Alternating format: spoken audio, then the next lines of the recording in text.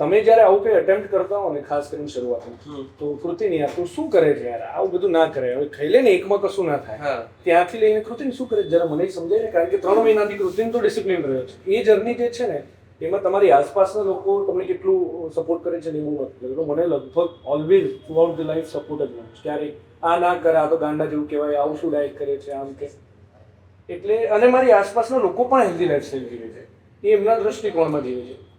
હું આ કરું છું એ જ પરફેક્ટ છે હું નથી માનતો.